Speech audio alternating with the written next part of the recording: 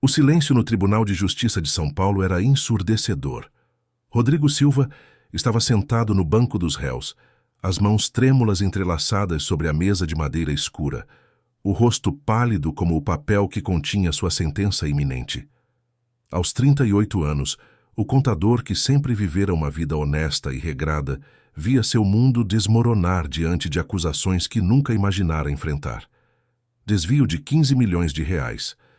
As palavras ecoavam em sua mente como um pesadelo sem fim. O promotor Dr. Marcelo Andrade, um homem de terno impecável e postura arrogante, caminhava pelo centro do tribunal com a confiança de quem já sabia o resultado daquele julgamento. Ele gesticulava com as mãos, apontando para as telas que exibiam registros digitais, logins, senhas, transações bancárias. Tudo parecia apontar para Rodrigo. Cada evidência era como uma pedra sendo colocada sobre seu peito, impedindo-o de respirar. A advogada de defesa, doutora Camila Souza, uma mulher de 40 anos com olhos cansados de tanto lutar por causas perdidas, folheava os documentos pela 100ª vez naquela manhã. Ela suspirava baixo, sabendo que seus argumentos haviam se esgotado. As provas digitais eram esmagadoras, não havia mais o que fazer. Ela olhou para Rodrigo com compaixão, mas também com a resignação de quem já tinha visto esse filme terminar muitas vezes, sempre do mesmo jeito. No alto do tribunal, em sua cadeira de rodas especialmente adaptada atrás da bancada, estava o juiz Dr. Henrique Tavares. Com 52 anos, cabelos grisalhos perfeitamente penteados e um olhar que parecia capaz de atravessar as almas das pessoas, ele era conhecido por sua severidade e imparcialidade implacável.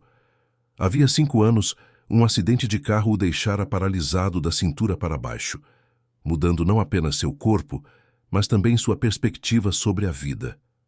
Alguns diziam que ele se tornara mais duro, mais cínico, menos propenso a acreditar em segundas chances ou em explicações que fugissem da frieza dos fatos documentados. O promotor concluía seu discurso com a pompa de um ator no palco principal. 15 milhões de reais desviados da empresa Silva e Associados Contabilidade, onde Rodrigo trabalhava há 12 anos. Os logins eram dele, as senhas eram dele, as transações foram feitas de seu computador em sua mesa de trabalho. Não havia como negar. A defesa tentara argumentar que alguém poderia ter acessado suas credenciais, mas sem provas concretas, era apenas especulação desesperada. Dr. Henrique Tavares ajustou os óculos e preparava-se para dar sua sentença, quando uma voz infantil ecoou pelo tribunal. Era aguda, determinada, e cortou o ar pesado como uma faca. Isabela Silva tinha 10 anos, cabelos castanhos presos em 2 tranças, olhos grandes e expressivos que brilhavam com uma mistura de medo e determinação. Ela vestia um vestido azul simples que sua mãe havia passado com cuidado naquela manhã, esperando que a menina não precisasse testemunhar o pai sendo condenado. Mas Isabela não aguentara mais ficar sentada nas galerias, observando tudo em silêncio. Ela se levantou e começou a andar, em direção à frente do tribunal. "Eu preciso falar", gritou ela, sua voz ecoando pelas paredes revestidas de madeira nobre. O oficial de justiça tentou detê-la, mas a menina foi mais rápida, esquivando-se com a agilidade que só uma criança desesperada possui. Risadas nervosas começaram a surgir entre o público presente. Algumas pessoas achavam que era uma cena patética, uma última tentativa dramática de um homem culpado usando sua própria filha como escudo emocional. "Ordem, ordem no tribunal", disse Dr. Henrique, batendo o martelo com força. "Menina, volte para seu lugar. Este não é lugar para crianças intervirem." Isabela não parou.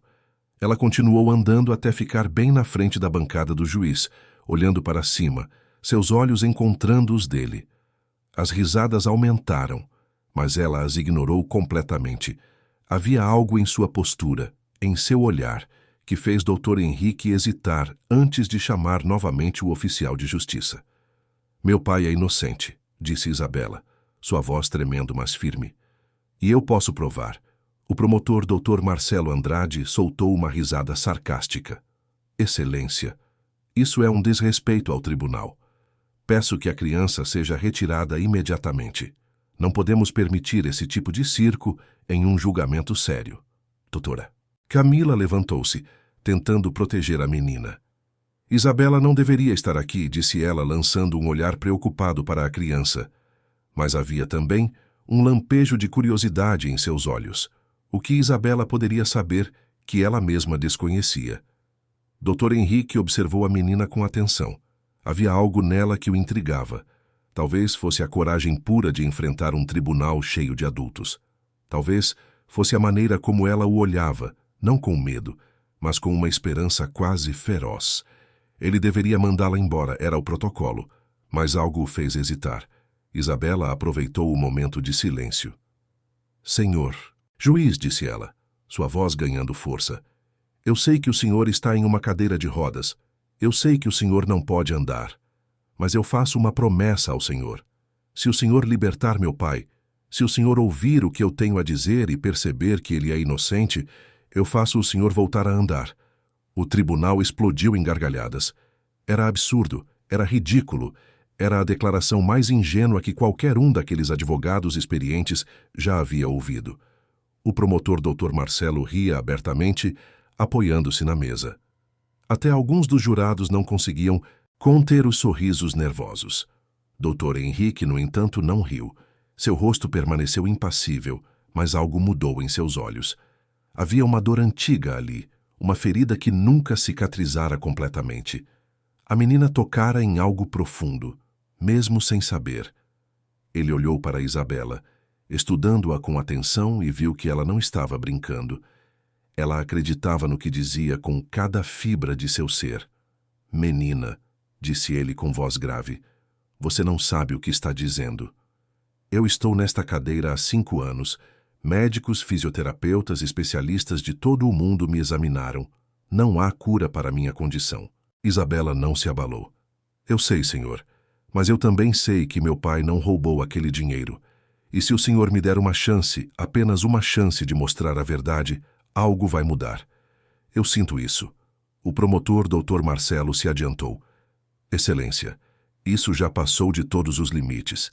A criança está claramente sendo manipulada ou está em estado de desespero. Não podemos perder tempo com fantasias infantis. As provas contra o réu são irrefutáveis. Dr. Henrique levantou a mão, silenciando o promotor.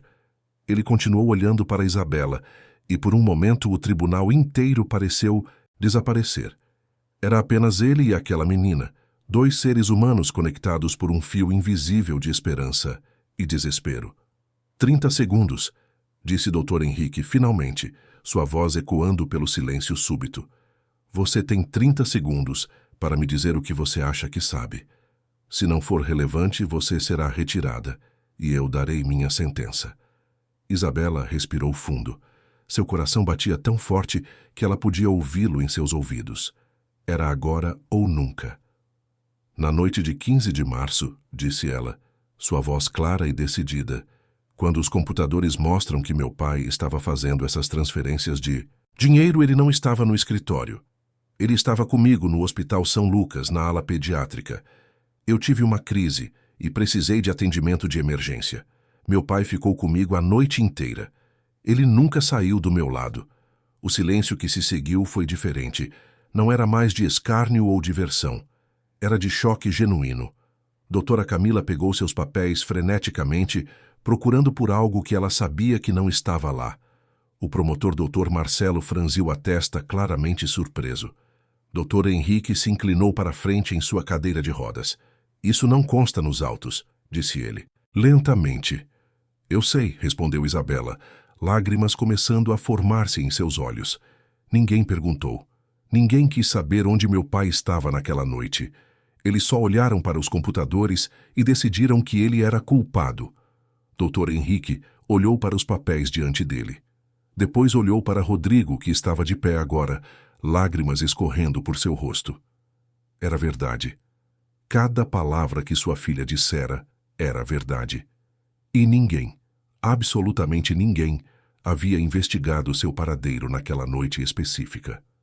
Sessão suspensa, anunciou o Dr. Henrique, batendo o martelo com força. Quero os registros completos do Hospital São Lucas da noite de 15 de março, especificamente da ala pediátrica, em minha mesa em 2 horas. Oficial, não permita que ninguém deixe este tribunal até que eu retorne. O tribunal explodiu em murmúrios confusos. Isabela permaneceu onde estava, olhando para o juiz, enquanto ele manobrava sua cadeira de rodas para sair do tribunal. Por um breve momento, antes de atravessar a porta que levava a seu gabinete, Dr. Henrique olhou para trás e seus olhos encontraram os de Isabela. Havia algo diferente neles agora. Uma centelha que não existia antes. As 2 horas que se seguiram pareceram durar uma eternidade. Rodrigo estava sentado ao lado de Dra. Camila, que agora revisava freneticamente todos os documentos do caso, procurando entender como algo tão fundamental havia sido ignorado. Isabela estava sentada no colo do pai, abraçada a ele, sentindo o coração dele bater acelerado contra seu ouvido. O tribunal permanecera em suspensão tensa, com o público murmurando especulações e o promotor Dr. Marcelo fazendo ligações urgentes em seu celular, o rosto cada vez mais preocupado. No gabinete, Dr. Henrique Tavares estava sozinho com seus pensamentos e uma xícara de café que esfriava sobre a mesa. Ele olhava pela janela que dava para a Avenida Paulista, observando o movimento incessante da cidade de São Paulo. Carros passavam, pessoas corriam para seus compromissos, a vida seguia seu curso normal, enquanto dentro daquele tribunal, uma verdade começava a emergir das sombras. Ele pensava na menina, Isabela.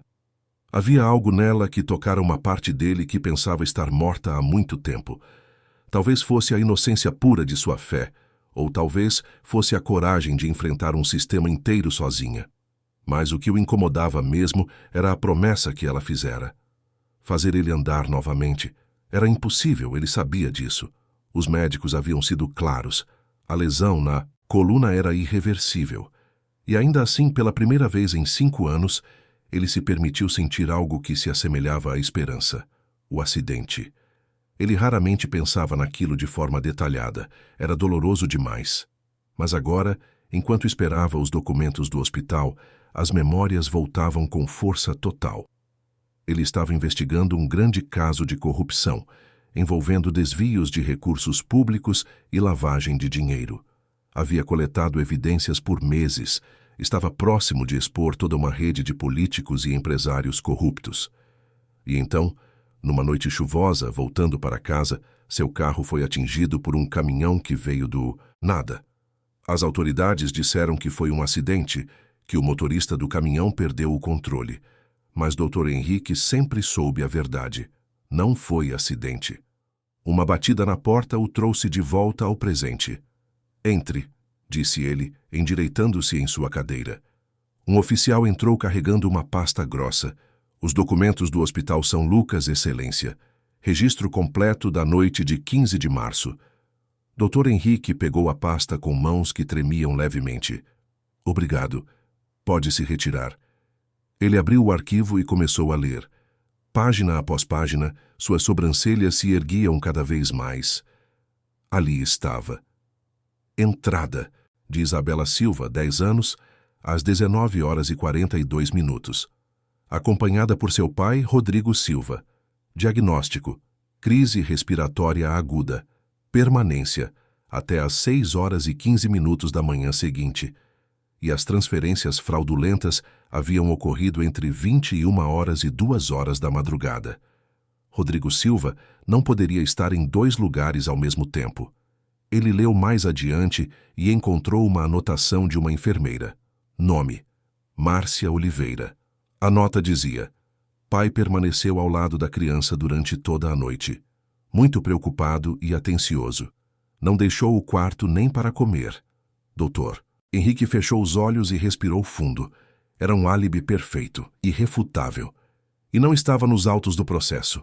Como era possível? Ele pegou seu telefone e ligou para seu assistente. Preciso que você descubra quem foi o investigador responsável por este caso. Quero saber se o Hospital São Lucas foi consultado durante a investigação inicial. 20 minutos depois, a resposta chegou. O hospital nunca foi consultado. A investigação focou exclusivamente nas evidências digitais. Quando os logins e senhas corresponderam a Rodrigo Silva, a investigação foi considerada concluída.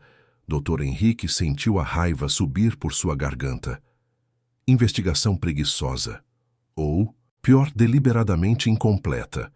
Ele olhou novamente para o nome da enfermeira. Márcia Oliveira. Precisava ouvi-la pessoalmente. Pegou o telefone novamente. Quero a enfermeira Márcia Oliveira do Hospital São Lucas convocada para testemunhar hoje ainda. É urgente. Enquanto aguardava, Dr. Henrique começou a reler todo o processo com novos olhos. Algo estava errado ali. As provas digitais eram boas demais, organizadas demais. Qualquer pessoa minimamente experiente em crimes financeiros saberia que era necessário investigar mais do que apenas logins e senhas. Essas coisas podiam ser roubadas, clonadas, manipuladas. Por que a investigação parou tão rapidamente? E então, algo clicou em sua mente. A empresa onde Rodrigo trabalhava. Silva e Associados Contabilidade. Ele pegou seus arquivos antigos, aqueles relacionados ao caso de corrupção que investigava antes do acidente. Seus dedos tremeram ao encontrar o que procurava. Uma das empresas envolvidas na lavagem de dinheiro que ele investigava era cliente da Silva e Associados, uma grande construtora chamada Bittencourt Engenharia, cujo CEO era Fernando Bittencourt, um homem com conexões políticas profundas. O coração de Dr. Henrique acelerou. Poderia ser. Seria possível que Rodrigo também tivesse descoberto algo, que ele também fosse uma vítima, não um criminoso. Ele pressionou o intercomunicador. Preciso de todos. Os registros financeiros da Bittencourt Engenharia dos últimos 3 anos. E quero saber se Rodrigo Silva era o contador responsável por essa conta. A resposta veio mais rápido do que esperava. Sim, Excelência. Rodrigo Silva era o contador principal designado para a conta da Bittencourt Engenharia. Dr. Henrique sentiu algo estranho acontecer. Um formigamento percorreu sua perna direita. Era tão sutil que quase passou despercebido, mas estava lá. Ele olhou para suas pernas, imóveis como sempre estavam, mas o formigamento persistia. Não era doloroso, era quase como se algo estivesse despertando depois de um longo sono. Ele tentou mover o dedão do pé direito. Nada. Tentou novamente, concentrando toda a sua força mental naquele músculo específico. E então, para seu absoluto choque e terror, o dedo se mexeu. Foi um movimento minúsculo, quase imperceptível, mas foi real. Dr. Henrique olhou para seu pé como se estivesse vendo um fantasma. Ele tentou novamente. O dedo se mexeu novamente. As mãos dele voaram para a mesa, segurando-se com força. O que estava acontecendo? Era impossível. Os médicos disseram que era impossível. E ainda assim ali estava. Um movimento real em um membro que esteve morto por 5 anos. Ele queria gritar, queria chamar alguém, mas algo o impediu. A promessa de Isabela ecoou em sua mente. Eu faço o senhor voltar a andar. Ele respirou fundo várias vezes, tentando se acalmar. Não podia se deixar levar por esperanças tolas. Talvez fosse apenas um espasmo, um reflexo nervoso sem significado. Mas no fundo ele sabia que era mais do que isso. Algo havia mudado quando ele decidiu realmente buscar a verdade. Quando decidiu não aceitar a versão fácil dos fatos. Uma nova batida na porta o trouxe de volta à realidade. A enfermeira Márcia Oliveira estava ali, uma mulher de 40 e poucos anos, com cabelos presos em um coque e um rosto cansado, mas gentil. Dr. Henrique a convidou a entrar e ela sentou-se na cadeira diante de sua mesa. Obrigado por vir tão rapidamente, disse ele. Preciso que me conte sobre a noite de 15 de março. A menina, Isabela Silva e seu pai Rodrigo. Márcia assentiu, suas mãos nervosas sobre o colo. Eu me lembro bem daquela noite, senhor juiz. A menina chegou com uma crise respiratória grave. O pai estava desesperado. Ficamos com ela até estabilizar e depois mantivemos em observação até a manhã seguinte. O senhor Rodrigo não saiu do lado dela nem por 1 minuto. Eu anotei isso no prontuário porque achei tocante. A maioria dos pais acaba cochilando ou saindo para tomar um café, mas ele ficou acordado a noite inteira, segurando a mão dela. E você teve certeza de que ele não saiu do quarto em momento algum? Perguntou o Dr. Henrique. Absoluta, respondeu Márcia com firmeza.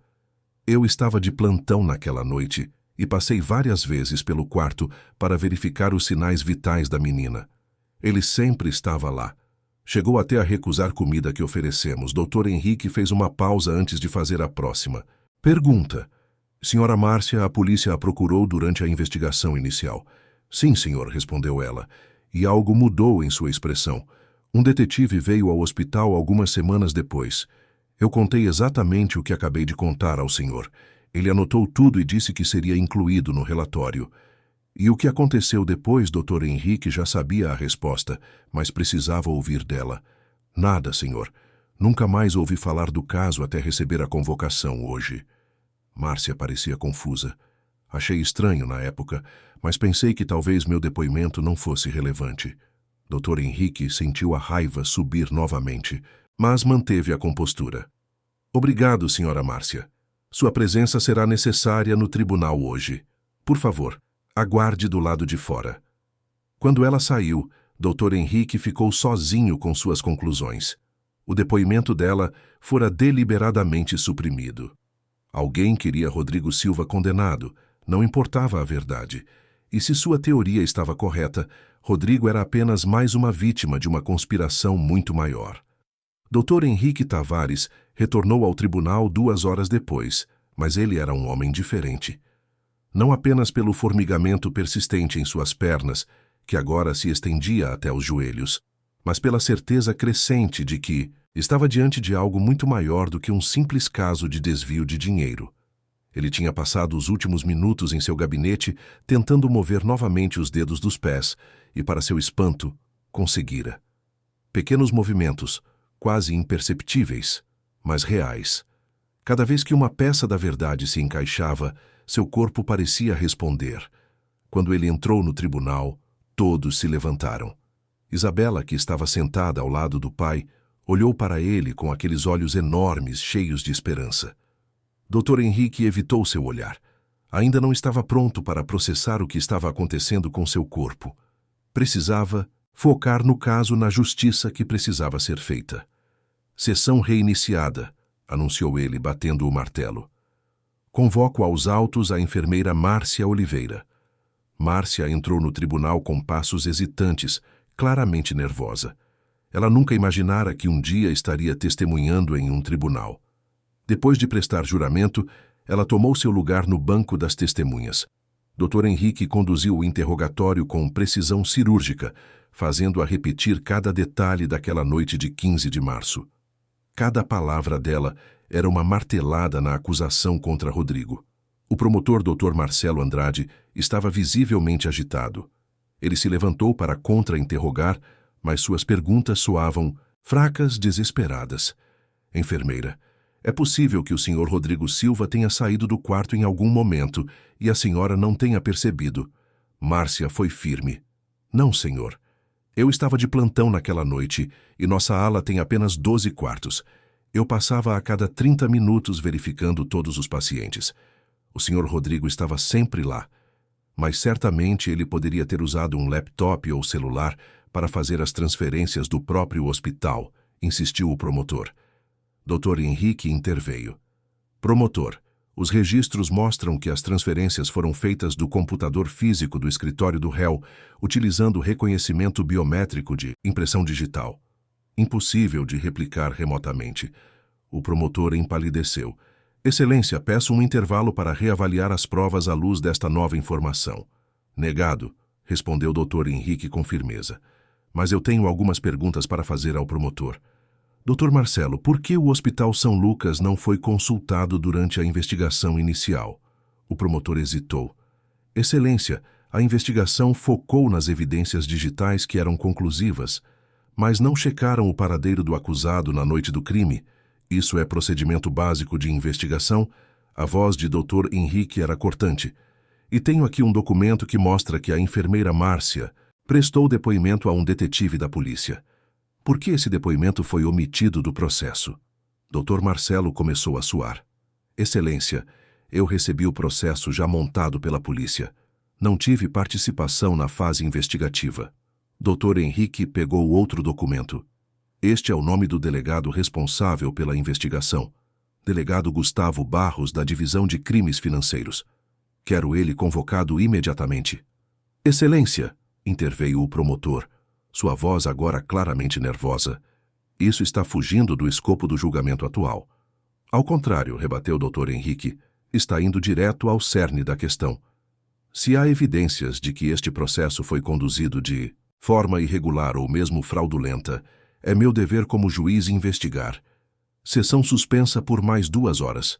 Quero o delegado Gustavo Barros aqui. Enquanto o tribunal esvaziava para o intervalo, Dr. Henrique pediu que Rodrigo e Dra. Camila permanecessem. Isabela também estava lá, recusando-se a sair do lado do pai. Dr. Henrique olhou para os 3 e, pela primeira vez desde o início do julgamento, seu rosto severo se suavizou um pouco. Senhor Rodrigo, disse ele, preciso fazer algumas perguntas. A Bittencourt Engenharia era sua cliente. Rodrigo assentiu. Sim, excelência. Era uma das maiores contas do escritório. Eu era o contador responsável. E você encontrou irregularidades nos livros deles. Não era uma pergunta, era uma afirmação. Rodrigo olhou surpreso para o juiz. Como o senhor sabe? Porque eu também investigava a Bittencourt Engenharia há 5 anos, respondeu o Dr. Henrique. Lavagem de dinheiro, desvio de recursos públicos, suborno de funcionários públicos. Eu estava próximo de expor toda a operação quando sofri meu acidente. A revelação caiu como uma bomba. Doutora Camila se inclinou para a frente. Excelência, está dizendo que há uma conexão entre seu caso antigo e o caso do meu cliente. Estou dizendo que ambos fomos silenciados, respondeu o Dr. Henrique. Eu fisicamente, através do acidente. Rodrigo, através de falsas acusações que o tirariam de cena e destruiriam sua credibilidade. Rodrigo sentiu as pernas fraquejarem. Eu descobri que estavam usando a empresa para lavar dinheiro de propinas pagas por políticos. Fui ao meu chefe, mostrei os números, mas ele me disse para ignorar que eram clientes importantes. Então fui ao Fernando Bittencourt diretamente, achando que ele não sabia. Isabela apertou a mão do pai. Uma semana depois, descobri que estavam me acusando de roubar 15 milhões. Dr. Henrique assentiu lentamente. Eles criaram as evidências digitais para incriminá-lo. Alguém com acesso às suas credenciais, provavelmente com ajuda interna do escritório. E então garantiram que a investigação policial fosse superficial, focando apenas nas provas digitais e ignorando qualquer álibi. Mas como conseguiram suprimir meu depoimento? Perguntou Márcia, que ainda estava presente. Eu falei com aquele detetive. Porque o delegado Gustavo Barros fazia parte da conspiração, respondeu o Dr. Henrique. Tenho certeza disso. Ele garantiu que certas informações nunca chegassem ao processo. Naquele momento, Dr. Henrique sentiu outro formigamento mais forte desta vez. Ele olhou para baixo e viu, para seu absoluto espanto, que sua perna direita havia se contraído levemente. Um movimento involuntário, mas significativo. Ele respirou fundo, tentando processar o que estava acontecendo. Isabela notou. Ela viu o leve movimento da perna do juiz e seus olhos se arregalaram. Senhor juiz, sussurrou ela. Dr. Henrique olhou para a menina e por um momento, apenas um momento, permitiu que ela visse a vulnerabilidade em seus olhos. Então ele recompôs sua expressão profissional. Temos trabalho a fazer, disse ele. A verdade está começando a emergir, mas precisamos de provas concretas. Doutora Camila estava folheando freneticamente seus documentos. Se o que o senhor diz é verdade, excelência, então há uma conspiração criminosa massiva. Precisamos expor, não apenas quem incriminou meu cliente, mas toda a rede. É exatamente o que pretendo fazer, respondeu o Dr. Henrique, e faremos isso dentro da lei, com cada prova documentada e cada testemunha ouvida. 2 horas depois, o delegado Gustavo Barros entrou no tribunal. Era um homem grande, de 50 e poucos anos, com uma postura confiante que beirava a arrogância. Ele vestia seu uniforme impecavelmente passado e tinha no rosto a expressão de quem não estava preocupado com nada. Mas Dr. Henrique notou o leve tremor em suas mãos quando ele prestou o juramento. Delegado Barros, começou o Dr. Henrique, o senhor foi o responsável pela investigação do caso contra Rodrigo Silva. Sim, Excelência. Uma investigação sólida, com provas irrefutáveis. Por que o Hospital São Lucas não foi verificado? A pergunta veio como um chicote. O delegado hesitou por uma fração de segundo. As provas digitais foram conclusivas, Excelência. Logins, senhas, impressões digitais no teclado. Não havia necessidade de verificar álibi quando as evidências eram tão claras. Mas um de seus detetives ouviu o depoimento da enfermeira Márcia Oliveira. Dr. Henrique indicou Márcia, que estava sentada nas galerias. Por que esse depoimento não entrou no relatório final? O delegado olhou para Márcia e algo passou por seu rosto. Era medo, reconhecimento, cálculo. Excelência, recebo centenas de depoimentos em cada caso. Se aquele depoimento específico não entrou, foi um erro administrativo. Um erro administrativo conveniente, observou o Dr. Henrique. Delegado, o senhor conhece Fernando Bittencourt, CEO da Bittencourt Engenharia. Conheço de nome como qualquer um na cidade, respondeu o delegado, mas sua voz estava tensa. Dr. Henrique pegou um documento. Tenho aqui registros telefônicos que mostram 12 ligações entre seu número particular e o número de Fernando Bittencourt nas 2 semanas anteriores à prisão de Rodrigo Silva. Como explica isso? O tribunal inteiro ficou em silêncio. O delegado abriu e fechou a boca como um peixe fora d'água. São ligações profissionais, Excelência. A Bittencourt Engenharia tem contratos com o governo. É natural que haja comunicação. 12 ligações em 2 semanas, todas fora do horário comercial. A voz de Dr. Henrique era implacável. E há também transferências bancárias. R$300 mil depositados em uma conta offshore em seu nome, 1 semana após a prisão de Rodrigo Silva. O delegado ficou lívido. Isso é absurdo, Excelência. Onde conseguiu essa informação? De uma fonte que estava investigando a mesma conspiração que eu investigava há 5 anos, respondeu o doutor Henrique. Uma fonte que agora está morta, mas que teve a previdência de deixar documentos guardados. Ele estava blefando parcialmente, mas o efeito foi devastador. O delegado começou a suar visivelmente. Excelência, peço um advogado. Certamente, disse Dr. Henrique. E enquanto isso, o senhor está temporariamente suspenso de suas funções e sob custódia do tribunal. Oficial, leve o delegado para uma sala separada. Quando Gustavo Barros foi levado para fora, claramente em pânico, Dr. Henrique sentiu outra onda percorrer suas pernas. Desta vez não foi apenas formigamento. Foi sensação real, como se seus nervos estivessem despertando de um longo hibernação. Ele tentou mover a perna, e para seu choque ela respondeu. O movimento foi pequeno, mas visível. A noite caiu sobre São Paulo, e o Tribunal de Justiça permaneceu iluminado, algo raro para um edifício que normalmente fechava suas portas às 18 horas. Mas aquele não era um julgamento normal.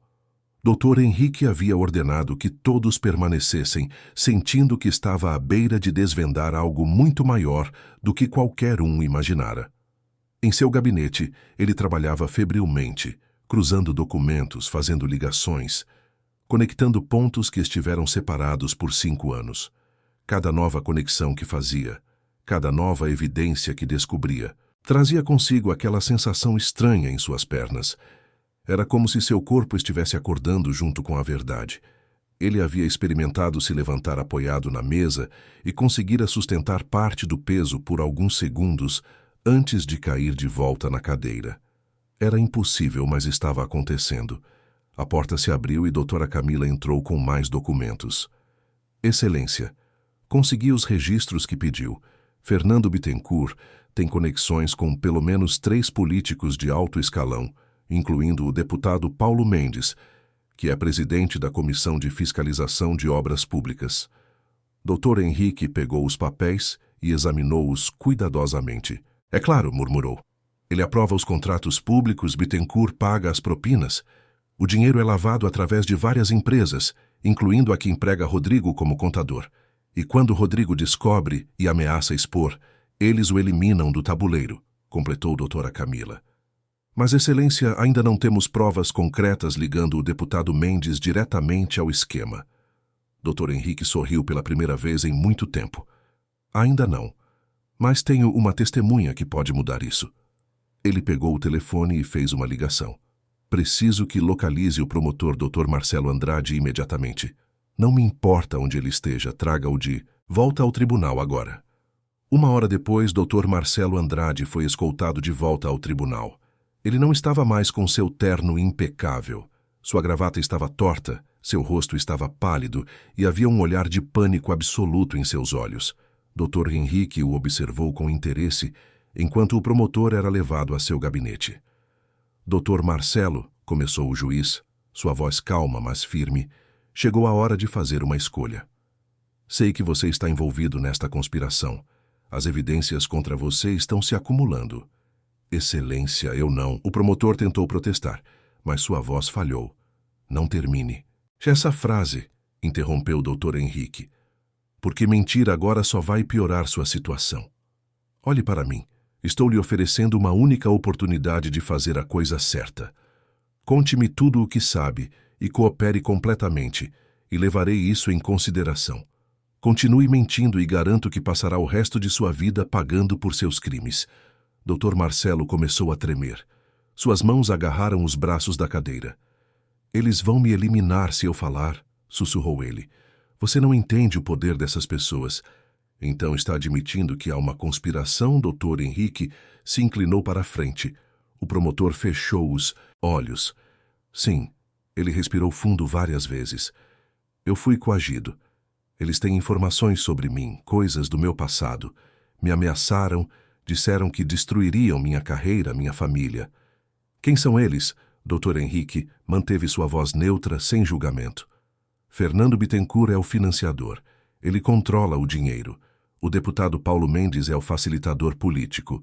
E o delegado Gustavo Barros, ele silenciou as investigações.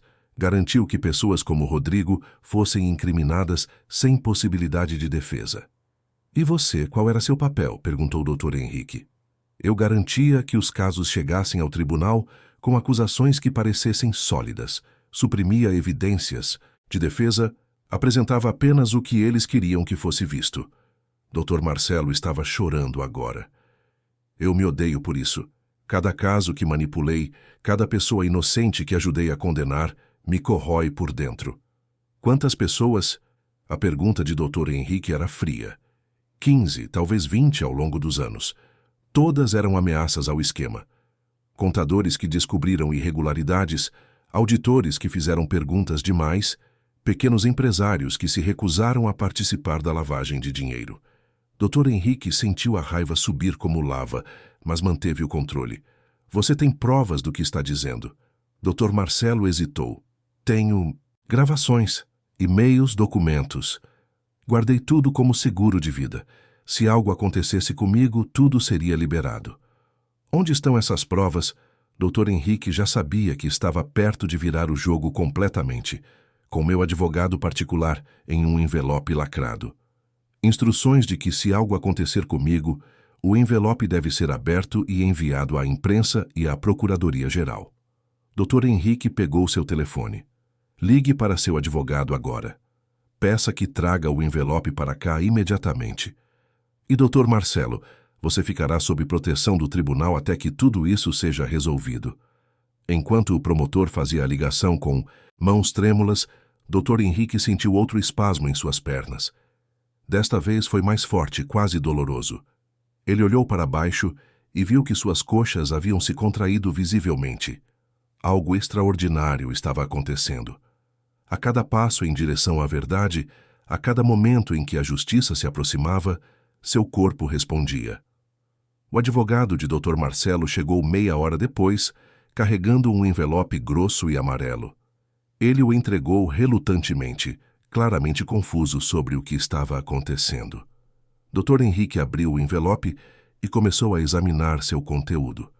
Eram anos de corrupção documentados, gravações de conversas, onde Fernando Bittencourt dava ordens diretas, e-mails do deputado Paulo Mendes aprovando contratos fraudulentos, documentos bancários mostrando o fluxo de dinheiro sujo. E havia mais. Uma confissão em vídeo do próprio Dr. Marcelo, gravada meses atrás, onde ele detalha cada aspecto do esquema. Era um seguro contra a traição, mas agora seria a chave para desmantelar tudo. Dr. Henrique chamou Doutora Camila e juntos começaram a revisar todo o material.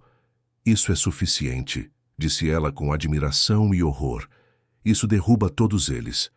Mas precisamos fazer isso corretamente, respondeu o Dr. Henrique. Precisamos de uma sessão extraordinária, onde tudo seja apresentado publicamente, onde não haja possibilidade de manipulação ou supressão. Naquela noite, Dr. Henrique convocou uma reunião urgente com os membros sêniores do tribunal. Ele apresentou as evidências, explicou a extensão da conspiração e pediu permissão para conduzir uma sessão extraordinária no dia seguinte. Os outros juízes ficaram chocados, mas concordaram. A justiça precisava ser feita. Enquanto todos se preparavam para sair, Dr. Henrique pediu um momento sozinho. Ele manobrou sua cadeira até o centro de seu gabinete e então, com tremendo esforço, colocou as mãos nos apoios de braço e empurrou. Suas pernas responderam. Ele conseguiu ficar de pé, apoiado na cadeira, por quase um minuto inteiro antes de cair de volta. Lágrimas escorriam por seu rosto. Era real. Estava acontecendo. Na manhã seguinte, o tribunal estava lotado. A notícia de uma sessão extraordinária havia se espalhado e jornalistas de todo o país estavam presentes. Isabela estava lá com seu pai, que havia sido liberado para a prisão domiciliar até a resolução do caso. Ela segurava a mão dele com força, sentindo que algo grande estava prestes a acontecer. Dr. Henrique entrou no tribunal e o silêncio foi imediato. Havia algo diferente nele, uma energia, uma presença que não estava lá antes. Ele posicionou sua cadeira atrás da bancada e bateu o martelo. Esta corte está agora em sessão para uma audiência extraordinária, anunciou ele, sua voz ecoando pelo salão. O que vocês testemunharão hoje é a exposição de uma das maiores conspirações de corrupção que esta cidade já viu. E também verão a correção de graves injustiças cometidas contra pessoas inocentes. Ele começou chamando testemunhas. Uma por uma, as vítimas da conspiração foram trazidas ao tribunal. Eram 15 pessoas ao todo, cada uma com sua própria história de como foram incriminadas falsamente, como suas vidas foram destruídas, como perderam anos na prisão por crimes que não cometeram. Cada testemunho era uma facada no coração do sistema que havia falhado com eles. Rodrigo estava entre eles, mas ainda havia muitos outros. Uma auditora que descobriu desvios e foi acusada de fraude. Um pequeno empresário que se recusou a participar da lavagem de dinheiro e foi incriminado por sonegação. Um jornalista que estava investigando as conexões políticas e foi plantado com documentos falsos de suborno. À medida que cada história era contada, o público no tribunal ficava cada vez mais chocado. A extensão da conspiração era esmagadora. E então Dr. Henrique chamou o promotor Dr. Marcelo Andrade ao banco das testemunhas. O promotor, agora com a aparência de alguém que havia envelhecido 10 anos em uma noite, começou a confessar tudo publicamente. Cada caso que manipulou, cada evidência que suprimiu, cada mentira que contou em nome da justiça. E então veio a parte mais devastadora. Dr. Henrique exibiu o vídeo de confissão do promotor em uma tela grande no tribunal. Durante 20 minutos, todos assistiram em silêncio absoluto enquanto Dr. Marcelo revelava os nomes, os métodos, as transações financeiras. Fernando Bittencourt, o deputado Paulo Mendes e o delegado Gustavo Barros foram nomeados repetidamente, suas ações detalhadas com precisão cirúrgica. Quando a sessão foi suspensa para o almoço, o tribunal estava em completo alvoroço. Jornalistas corriam para fora para transmitir as notícias bombásticas. Os nomes de Fernando Bittencourt, deputado Paulo Mendes e delegado Gustavo Barros estavam em todas as manchetes em questão de minutos. A cidade de São Paulo, e logo todo o Brasil, estava tomando conhecimento da magnitude da conspiração. Rodrigo estava em uma sala privada com Isabela e doutora Camila, quando seu telefone tocou. Era um número desconhecido. Ele hesitou antes de atender, mas algo o fez aceitar a chamada. Não disse nada, apenas ouviu. A voz do outro lado era distorcida, claramente modificada por algum tipo de software. Senhor Rodrigo Silva, disse a voz sinistra. Você cometeu um erro grave ao desafiar pessoas poderosas. Sua filha é muito bonita. Seria uma pena se algo acontecesse com ela. A ligação foi encerrada. Rodrigo ficou paralisado, o telefone ainda na mão, o rosto completamente branco. Isabela notou imediatamente que algo estava errado. Papai, o que foi? Rodrigo não conseguia falar. Suas mãos tremiam violentamente. Doutora Camila pegou o telefone dele e viu o número desconhecido na tela. O que aconteceu? Eles ameaçaram Isabela. Rodrigo finalmente conseguiu dizer, sua voz quebrando. Disseram que algo poderia acontecer com ela. Doutora Camila não perdeu tempo. Ela imediatamente ligou para Dr. Henrique e explicou a situação. O juiz ordenou segurança imediata para Rodrigo e Isabela, destacando 2 oficiais do tribunal para ficarem com eles o tempo todo. Mas ele sabia que isso não seria suficiente. As pessoas por trás da conspiração estavam desesperadas, e pessoas desesperadas eram perigosas. Enquanto isso, em outra parte da cidade, Fernando Bittencourt estava em seu escritório luxuoso no último andar de um arranha-céu na Avenida Faria Lima. Ele assistia às notícias com crescente horror. Tudo estava desmoronando. Anos de construção cuidadosa de um império corrupto estavam sendo destruídos em questão de horas. Ele pegou seu telefone e fez uma ligação. Precisamos conter isso, disse ele sem rodeios. Agora. Do outro lado da linha, o deputado Paulo Mendes estava igualmente em pânico. As ligações não param de chegar. A imprensa está na minha porta. Precisamos de um bode expiatório. Já temos um, respondeu Bittencourt com frieza. Marcelo cantou. Ele vai cair sozinho. Vamos dizer que ele agiu por conta própria, que nos enganou também. Mas as gravações, as provas que ele deixou, protestou o deputado. Desacreditaremos tudo. Diremos que foram fabricadas, que ele está tentando nos derrubar para salvar a própria pele. Nossa palavra contra a dele. E o juiz, ele tem todas as evidências agora. Bittencourt ficou em silêncio por um momento. Então encontraremos uma maneira de neutralizá-lo também. Mas eles não sabiam que Dr. Henrique havia antecipado exatamente essa jogada. Ele havia feito cópias de todas as evidências e as distribuído para várias autoridades confiáveis, incluindo a Procuradoria-Geral da República e o Ministério Público Federal. Não haveria como suprimir a verdade desta vez. Naquela noite, enquanto Rodrigo e Isabela estavam sob proteção em um hotel seguro, Dr. Henrique trabalhou até tarde em seu gabinete. Ele estava revisando cada detalhe do caso, garantindo que cada argumento estava sólido, cada prova estava documentada. E enquanto trabalhava, continuava experimentando com suas pernas. A recuperação estava acelerando. Ele podia agora flexionar os joelhos, mover os tornozelos. Era como se cada ato de justiça, cada momento de coragem na busca da verdade, alimentasse seu corpo com uma energia que a medicina não conseguia explicar. Ele se perguntava se Isabela sabia o que estava fazendo quando fez aquela promessa.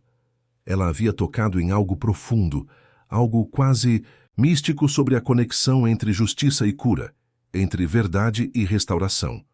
Uma batida urgente na porta o tirou de seus pensamentos.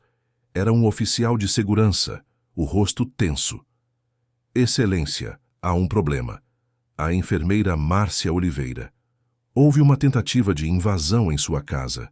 Ela está bem, conseguiu ligar para a polícia a tempo, mas os invasores fugiram. Dr. Henrique sentiu o sangue gelar. Traga-a para cá imediatamente. Ela fica sob proteção do tribunal até que isso termine. Márcia chegou meia hora depois, claramente abalada. Ela estava tremendo e seus olhos estavam vermelhos de tanto chorar. Dr. Henrique a recebeu com gentileza incomum para um homem conhecido por sua severidade. Senhora Márcia, sinto muito que tenha passado por isso. Você está segura agora. Pode me contar o que aconteceu. Márcia respirou fundo. Eu estava em casa quando ouvi barulho na porta. Tentaram arrombar. Consegui correr para o quarto e trancar a porta. Liguei para a polícia. Eles fugiram quando ouviram as sirenes. Ela olhou para Dr. Henrique com olhos assustados. Por que estão fazendo isso? Eu só disse a verdade. Porque a verdade é perigosa para pessoas poderosas, respondeu o Dr. Henrique, e eles farão qualquer coisa para proteger seus segredos. Mas eu prometo que não vou deixar que nada aconteça com você. Naquela mesma noite, veio a notícia que mudaria tudo. Dr. Marcelo Andrade, o promotor que havia confessado tudo, foi encontrado sem vida em seu apartamento. A cena havia sido montada para parecer que ele havia tirado a própria vida. Havia até uma carta confessando sozinho todos os crimes, inocentando Fernando Bittencourt, o deputado Paulo Mendes e o delegado Gustavo Barros. Dr. Henrique recebeu a notícia com uma calma gelada. Ele sabia exatamente o que havia acontecido. Dr. Marcelo não havia se eliminado. Ele foi silenciado. E os conspiradores agora tentariam usar sua partida para se salvar. Mas eles haviam cometido um erro crucial. O que eles não sabiam era que Dr. Marcelo, temendo exatamente esse desfecho, havia preparado um último seguro. Além das evidências que deixou com seu advogado, ele havia configurado um e-mail automático que seria enviado se ele não fizesse login em seu computador por mais de 24 horas. Era o que chamava de mensagem de homem que partiu. 24 horas após o falecimento de Dr. Marcelo, dezenas de e-mails foram automaticamente enviados para jornalistas, procuradores, juízes e até para organizações internacionais de combate à corrupção. Cada e-mail continha um link para um servidor seguro, onde estavam armazenadas todas as provas. Gravações que Bittencourt pensava serem privadas, documentos bancários que mostravam o fluxo completo do dinheiro sujo, e-mails trocados entre os 3 conspiradores principais, discutindo exatamente quais crimes cometer e como cobrir seus rastros. A bomba explodiu na manhã seguinte. Fernando Bittencourt foi acordado pela Polícia Federal, batendo em sua porta com mandados de prisão. O deputado Paulo Mendes tentou usar sua imunidade parlamentar, mas as evidências eram tão esmagadoras que o Congresso votou imediatamente pela quebra da imunidade. O delegado Gustavo Barros foi encontrado tentando fugir para o Paraguai e foi detido na fronteira. Dr. Henrique convocou uma nova sessão extraordinária. Desta vez, os 3 líderes da conspiração estariam presentes, não como testemunhas, mas como réus. O tribunal estava ainda mais lotado que no dia anterior. Câmeras de televisão de todo o país transmitiam ao vivo. Era o julgamento do século. Quando o Dr. Henrique entrou no tribunal, ele sentiu algo diferente. Uma força percorrendo todo o seu corpo. As pernas não estavam apenas formigando, estavam vibrando com energia. Ele sabia que algo extraordinário estava prestes a acontecer, mas precisava manter o foco. A justiça ainda precisava ser servida. Fernando Bittencourt, deputado Paulo Mendes e delegado Gustavo Barros foram trazidos algemados. Seus rostos estavam uma mistura de raiva, medo e desespero. Eles haviam contratado os melhores advogados que o dinheiro podia comprar. Mas mesmo os advogados pareciam derrotados diante da montanha de evidências. Dr. Henrique começou a sessão expondo metodicamente cada aspecto da conspiração. Ele mostrou como os 3 haviam construído uma rede de corrupção que durava mais de uma década. Como haviam desviado centenas de milhões de reais de projetos públicos. Como haviam arruinado vidas de pessoas inocentes que ameaçavam expô-los. Como haviam corrompido o próprio sistema de justiça que deveria proteger os cidadãos. E então, ele exibiu as gravações. A voz de Bittencourt ordenando que Rodrigo fosse incriminado. O deputado Mendes discutindo como manipular licitações. O delegado Barros instruindo seus subordinados sobre como suprimir evidências. Cada gravação era mais devastadora que a anterior. Os 3 homens tentaram se defender, mas suas palavras soavam vazias diante das provas irrefutáveis. Seus advogados tentaram argumentar tecnicidades, mas Dr. Henrique derrubou cada argumento com precisão cirúrgica. E então veio o momento mais poderoso. Dr. Henrique chamou as 15 vítimas novamente ao tribunal. Uma por uma, elas se levantaram e olharam nos olhos dos homens que haviam destruído suas vidas. Não disseram nada, não precisavam. Seus olhares diziam tudo. Por fim, Rodrigo se levantou, com Isabela ao seu lado. Vocês tentaram me destruir porque eu descobri seus crimes, disse ele, sua voz firme. Tentaram usar o sistema de justiça como uma arma contra pessoas inocentes, mas não conseguiram. A verdade sempre vem à tona. Isabela olhou para os 3 homens com aqueles olhos grandes e inocentes. Vocês machucaram muitas pessoas, disse ela com sua voz infantil, mas agora vão ter que pagar pelo que fizeram. Era uma declaração simples, vinda de uma criança de 10 anos, mas teve um impacto devastador. Até os advogados de defesa abaixaram os olhos, incapazes de enfrentar o olhar puro daquela menina. O silêncio no tribunal era absoluto. Dr. Henrique Tavares olhou para os 3 homens diante dele, Fernando Bittencourt, deputado Paulo Mendes e delegado Gustavo Barros, e viu não apenas criminosos, mas o símbolo de tudo que estava errado com o sistema. Eles haviam usado poder, dinheiro e influência para perverter a justiça, transformando-a em uma ferramenta de opressão ao invés de proteção. Ele sentiu novamente aquela energia percorrendo suas pernas mais forte do que nunca. Era como se cada célula de seu corpo estivesse vibrando com a proximidade da justiça verdadeira. Ele respirou fundo e começou seu discurso final. Durante anos, vocês 3 operaram acima da lei, acreditando que sua posição os tornava intocáveis. Sua voz ecoava pelo tribunal lotado. Destruíram vidas, corromperam instituições, mancharam a honra do serviço público. E fizeram tudo isso enquanto se escondiam atrás de fachadas de respeitabilidade. Fernando Bittencourt tentou interromper.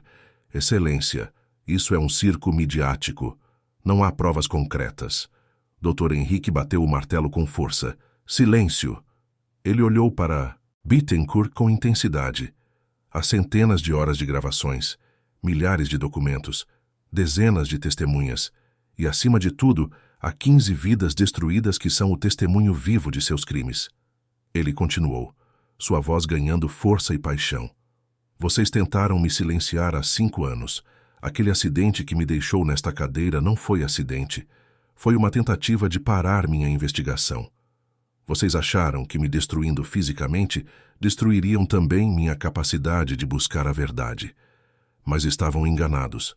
O deputado Paulo Mendes estava suando frio. Excelência, essas são acusações graves sem fundamento.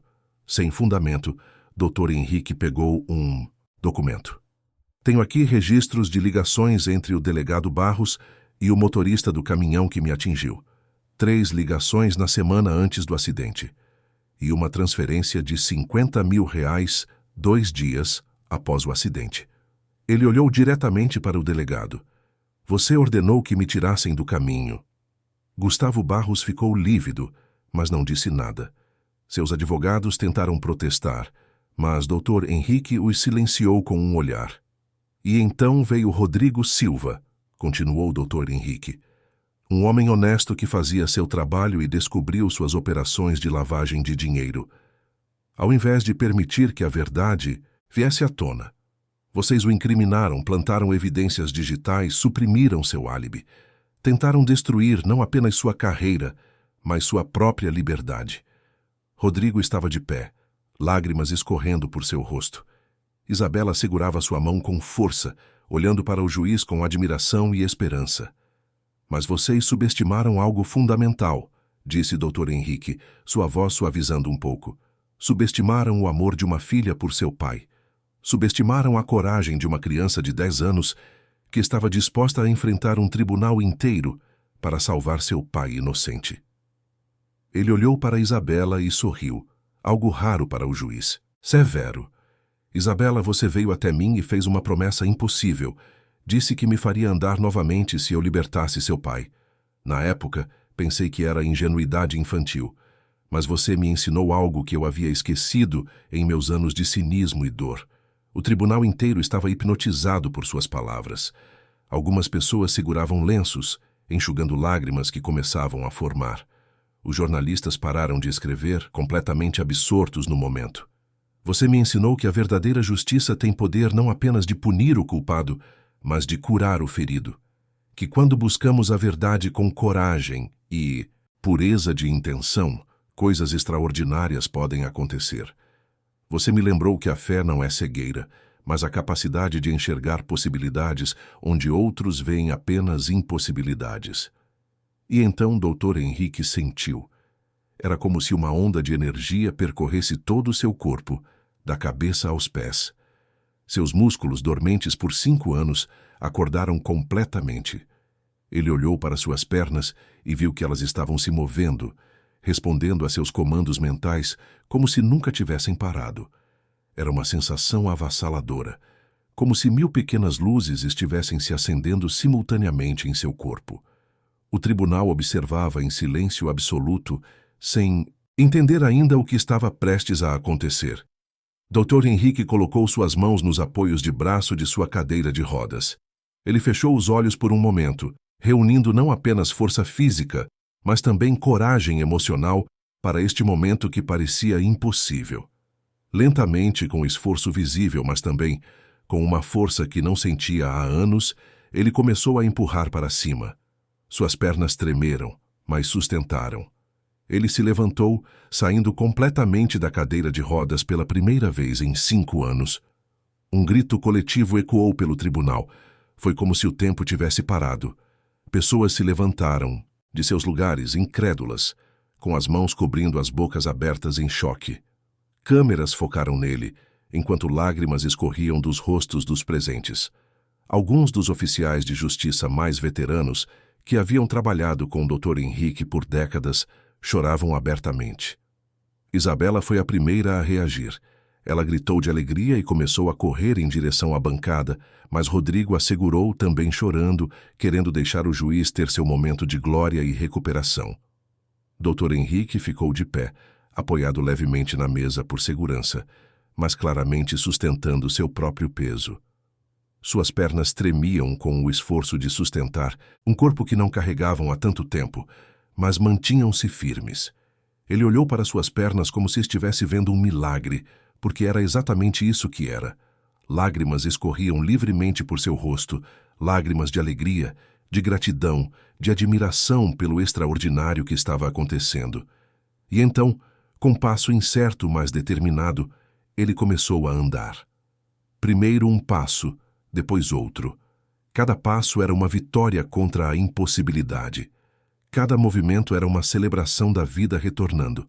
Ele andou ao redor de sua bancada, testando suas pernas, sentindo os músculos responderem. A sensação era indescritível, como se estivesse redescobrindo uma parte de si mesmo que pensava ter perdido para sempre. O silêncio inicial havia se transformado em soluços emocionados por todo o tribunal. Pessoas abraçavam-se, compartilhando a emoção daquele momento impossível. Até mesmo alguns dos advogados mais experientes e céticos, homens e mulheres que haviam visto de tudo em suas carreiras, estavam visivelmente abalados pela magnitude do que testemunhavam. Doutora Camila Souza cobria o rosto com as mãos, chorando de alegria. Márcia, a enfermeira, estava abraçada a uma desconhecida ao seu lado, ambas emocionadas.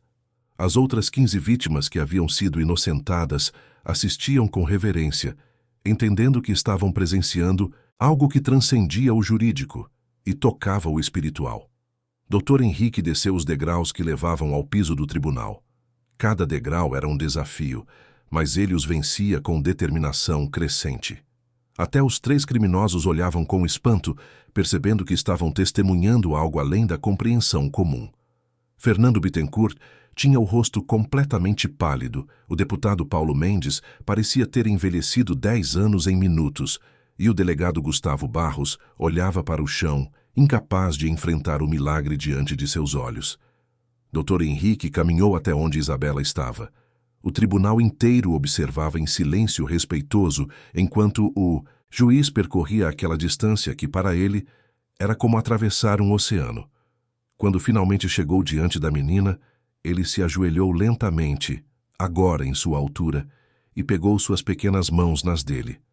"Você cumpriu sua promessa", disse ele, sua voz quebrando de emoção, de uma forma que eu não poderia imaginar.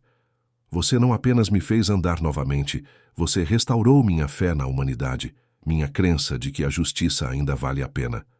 Você me trouxe de volta à vida, Isabela. De volta à vida de verdade. Isabela abraçou o juiz com a força inocente de uma criança, e o tribunal explodiu em aplausos que pareciam nunca terminar. Era um momento de pura humanidade em meio ao peso do processo legal. Era a vitória do bem sobre o mal, da verdade sobre a mentira, da esperança sobre o desespero. Rodrigo se juntou a eles, envolvendo os dois em seus braços, criando uma imagem que seria capturada por todas as câmeras presentes e se tornaria icônica. Depois de alguns minutos, Dr. Henrique se levantou novamente e voltou para sua bancada. Desta vez, ele não usou a cadeira de rodas. Ele caminhou com firmeza renovada e ficou de pé atrás da mesa, uma imagem de autoridade e justiça restauradas. Sua postura era diferente agora, não apenas pelo fato de estar em pé, mas por uma energia renovada que emanava dele. E agora, disse ele, sua voz recuperando a autoridade judicial, mas agora temperada com uma compaixão que não existia antes, chegou a hora da sentença. Fernando Bittencourt, deputado Paulo Mendes, Gustavo Barros, vocês são considerados culpados de conspiração para cometer corrupção, lavagem de dinheiro, obstrução da justiça e envolvimento nas circunstâncias que levaram ao falecimento de Dr. Marcelo Andrade. Os três homens ficaram de pé, suas faces completamente drenadas de cor. Eles pareciam ter encolhido, diminuídos não apenas pela condenação que enfrentavam, mas pelo peso moral de seus crimes expostos diante de todo o país. Vocês serão presos imediatamente e responderão por cada um desses crimes. Além disso, todos os seus bens serão confiscados para compensar as vítimas de seus esquemas. E vocês passarão o resto de suas vidas sabendo que foi a coragem de uma menina de 10 anos que derrubou seu império de corrupção. Que foi a fé inocente de uma criança que expôs a podridão que vocês tentaram esconder sob verniz de respeitabilidade. Oficiais de justiça avançaram para levar os três homens sob custódia. Eles foram escoltados para fora do tribunal, em meio a flashes de câmeras e gritos de repórteres. Fernando Bittencourt olhou para trás uma última vez, seu rosto uma máscara de derrota e arrependimento tardio. Dr. Henrique então voltou sua atenção para Rodrigo e as outras 15 vítimas. Por meio deste, eu declaro Rodrigo Silva e todas as outras vítimas aqui presentes completamente inocentadas de todas as acusações. Seus nomes serão limpos, seus registros expurgados, e eles receberão compensação total pelo tempo perdido e pelos danos sofridos. Mais do que isso, quero que saibam que o sistema que falhou com vocês será reformado. Usarei cada dia que me resta como juiz para garantir que nenhuma outra pessoa inocente sofra o que vocês sofreram. Mais aplausos ecoaram pelo tribunal, ainda mais calorosos que os anteriores. Rodrigo abraçou Isabela, ambos chorando lágrimas de alegria e alívio. As outras vítimas se abraçavam, algumas caindo de joelhos em gratidão, outras simplesmente permanecendo em pé, deixando as lágrimas caírem livremente, finalmente livres do pesadelo que durava anos. Mas Dr. Henrique ainda não havia terminado. Ele caminhou novamente até onde Isabela estava e, desta vez, carregava algo em suas mãos. Era uma medalha especial do tribunal, raramente concedida, guardada em uma caixa de veludo vermelho. Isabela Silva, disse ele formalmente, sua voz ecoando com solenidade, em reconhecimento por sua extraordinária coragem, por sua busca inabalável da verdade e por restaurar a honra e a justiça neste tribunal, eu lhe concedo a medalha de mérito civil. Você não apenas salvou seu pai, você salvou 15 outras pessoas inocentes. E mais do que isso, você me salvou. Salvou minha alma, minha fé e, aparentemente, também minhas pernas. A plateia riu e chorou ao mesmo tempo, uma mistura de emoções que raramente ocorria em um tribunal de justiça. Dr. Henrique colocou a medalha em volta do pescoço de Isabela e beijou sua testa com ternura paternal. Você é um exemplo para todos nós, pequena. Nunca deixe que digam que uma pessoa, não importa quão jovem ou pequena, não pode mudar o mundo. Você provou hoje que pode. Você mudou o meu mundo, Mudou o mundo de seu pai, mudou o mundo de 15 pessoas inocentes e mudou o mundo de todos que estão aqui e de milhões que ouvirão esta história. Isabela olhou para a medalha e depois para o juiz, seus olhos, grandes, brilhando com lágrimas de felicidade. Eu só queria meu pai de volta, disse ela com simplicidade, mas fico feliz que o senhor possa andar novamente. Eu sabia que ia acontecer. Como você sabia? Perguntou o Dr. Henrique, genuinamente curioso, ajoelhando-se novamente para ficar na altura da menina. Isabela sorriu com aquela sabedoria que às vezes as crianças possuem e os adultos perdem, porque eu acreditei. E quando você acredita de verdade, e quando você está buscando o que é certo, coisas impossíveis se tornam possíveis. Minha mãe sempre me disse que a fé pode mover montanhas.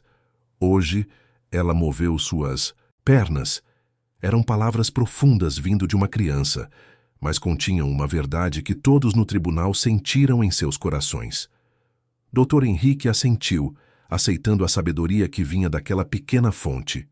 Ele se levantou, ajudando Isabela a ficar de pé também. Ele voltou para sua bancada uma última vez e bateu o martelo. Esta sessão está encerrada. Justiça foi feita hoje, não apenas para Rodrigo Silva e as outras vítimas, mas para todos nós. Que este dia sirva como lembrete de que a verdade sempre prevalece. Não importa quanto poder os corruptos possam ter. E que o amor, a coragem e a fé de uma criança podem mover montanhas e até mesmo fazer o impossível acontecer. Os aplausos foram ensurdecedores e duraram vários minutos. Dr. Henrique desceu de sua bancada e caminhou para fora do tribunal com suas próprias pernas, cada passo uma celebração da vida e da justiça. Isabela e Rodrigo caminharam ao seu lado, unidos por uma experiência que mudaria suas vidas para sempre. Doutora Camila os acompanhava, ainda enxugando lágrimas de alegria. Do lado de fora do tribunal, dezenas de jornalistas cercaram Dr. Henrique. As câmeras de televisão de todo o país estavam transmitindo ao vivo.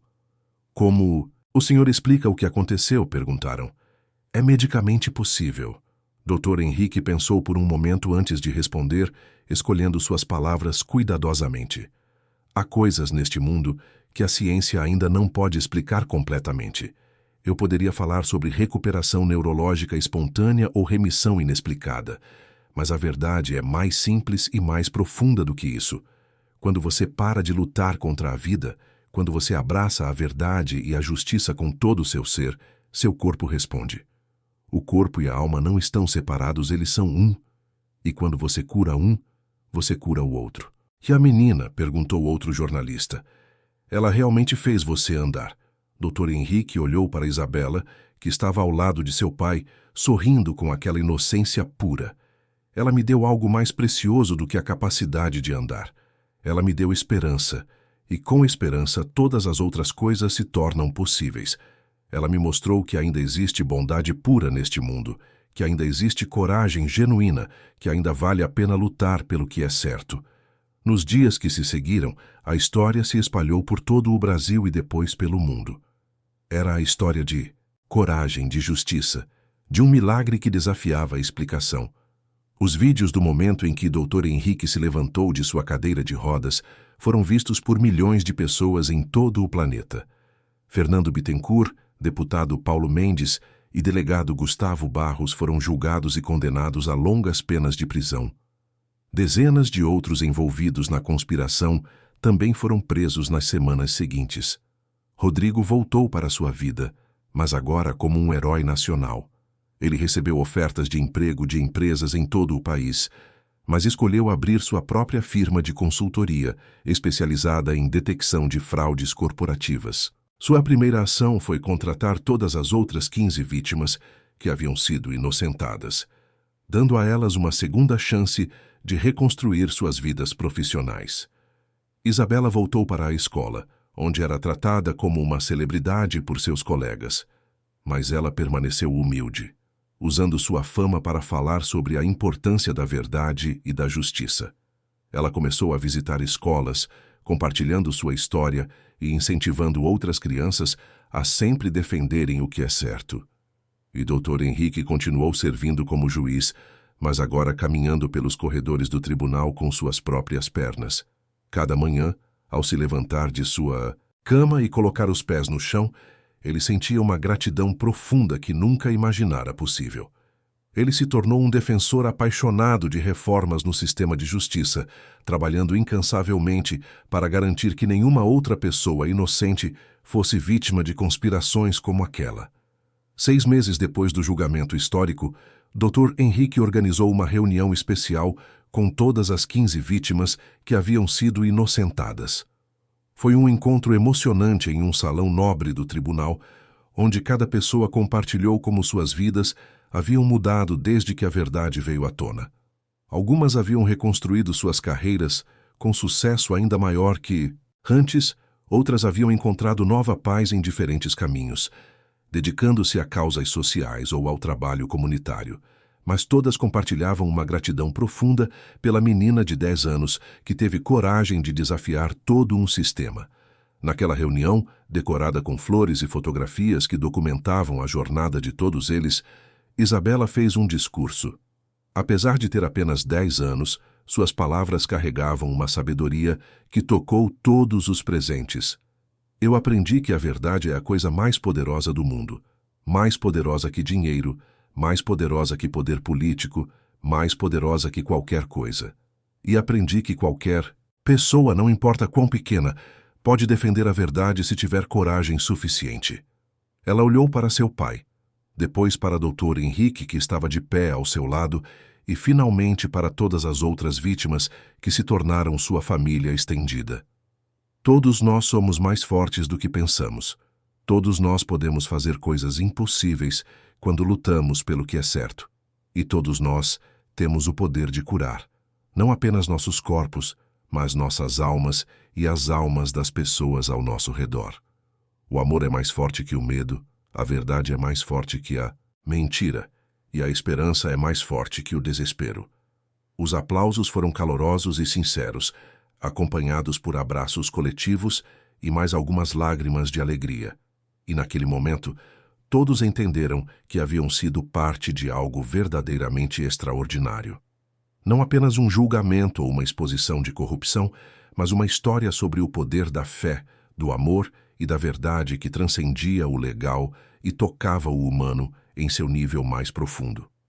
Dr. Henrique encerrou a reunião com suas próprias palavras, sua voz carregada de emoção, mas também de esperança renovada.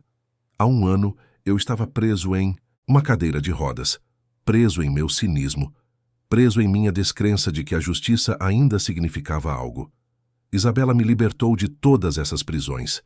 Ela me mostrou que milagres acontecem quando acreditamos neles, que a justiça prevalece quando lutamos por ela, e que o amor de uma filha por seu pai pode literalmente mover montanhas. Ele fez uma pausa, olhando para cada rosto presente. Mas, mais importante, ela me ensinou que meu trabalho como juiz não é apenas punir os culpados, mas também curar os feridos. Restaurar não apenas nomes e reputações, mas esperança e fé na humanidade. A partir de hoje, criei um fundo especial com parte de minha compensação do caso. Este fundo ajudará outras vítimas de injustiça a reconstruírem suas vidas, a terem acesso a advogados competentes e a nunca desistirem de lutar pela verdade. A história de Isabela, Rodrigo e Dr. Henrique tornou-se lenda. Foi contada e recontada em livros, documentários, artigos e conversas de jantar por todo o país. Inspirou inúmeras pessoas a nunca desistir da verdade, a sempre lutar pela justiça e a acreditar que mesmo nos momentos mais escuros, a luz pode prevalecer. 1 ano após o julgamento, uma estátua foi erguida em frente ao Tribunal de Justiça de São Paulo. A estátua mostrava Dr. Henrique Tavares dando os primeiros passos fora de sua cadeira de rodas, com Isabela Silva ao seu lado, segurando sua mão. Na base da estátua, uma placa dizia: "Em memória do dia em que a fé moveu montanhas e a justiça prevaleceu, que nunca esqueçamos que a verdade sempre vence." E toda vez que Dr. Henrique caminhava pelos corredores do tribunal, passando por aquela estátua, ele pensava na promessa impossível de uma menina de 10 anos. Uma promessa que ela havia cumprido de uma forma que ninguém poderia ter imaginado. Ela não apenas o fez andar novamente, ela o fez viver novamente. Ela restaurou não apenas suas pernas, mas sua alma, seu propósito, sua razão de ser.